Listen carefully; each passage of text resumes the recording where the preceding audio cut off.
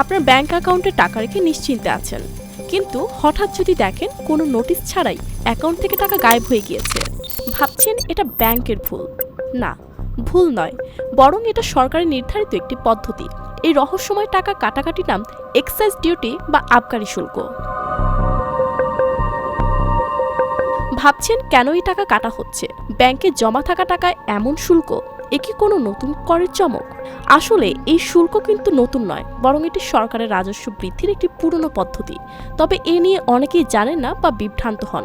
আজ আমরা খুঁটিনাটি বুঝে নেব কেন ও কিভাবে আপনার কষ্টার্জিত টাকা ভুতুড়েভাবে কাটা হয়। সর্বশেষ প্রজ্ঞাপন অনুযায়ী এক্সাইজ ডিউটি তথা আবকারি শুল্ক হার 0 থেকে 1 লাখ টাকা পর্যন্ত কোনো শুল্ক নেই। 1 লাখ 1 টাকা থেকে 5 লাখ টাকা পর্যন্ত 150 টাকা, 5 লাখ 1 টাকা থেকে 10 লাখ টাকা পর্যন্ত 500 টাকা, 10 লাখ 1 টাকা থেকে 50 লাখ টাকা পর্যন্ত 3000 টাকা, 50 লাখ 1 টাকা থেকে 1 কোটি টাকা পর্যন্ত 5000 টাকা, 1 কোটি 1 টাকা থেকে 2 কোটি টাকা পর্যন্ত 10,000 টাকা, 2 কোটি 1 টাকা থেকে 5 কোটি টাকা পর্যন্ত 20,000 টাকা, 5 কোটি 1 টাকা থেকে এর উপরে যত টাকা থাকবে তার জন্য প্রযোজ্য শুল্ক 50,000 টাকা। দর্শক বুঝতে পেরেছেন নিশ্চয়ই, এই শুল্ক শুধু বড় অঙ্কের ব্যালেন্স থাকা অ্যাকাউন্টগুলোর জন্য প্রযোজ্য। তবে চমকের ব্যাপার হলো, বছরে মাত্র একবার যদি আপনার ব্যালেন্স নির্ধারিত সীমার উপরে ওঠে, তাহলেই এই শুল্কের আওতায় পড়বেন। তাই নিয়মিত ব্যাংক স্টেটমেন্ট চেক করা উচিত।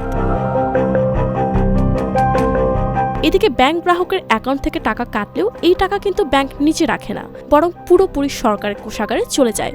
এই শুল্ক কাটা হয় বছরে একবার। তবে ভালো খবর, যদি আপনার ব্যালেন্স 1 লাখ টাকার নিচে থাকে তাহলে কোনো শুল্ক নেই।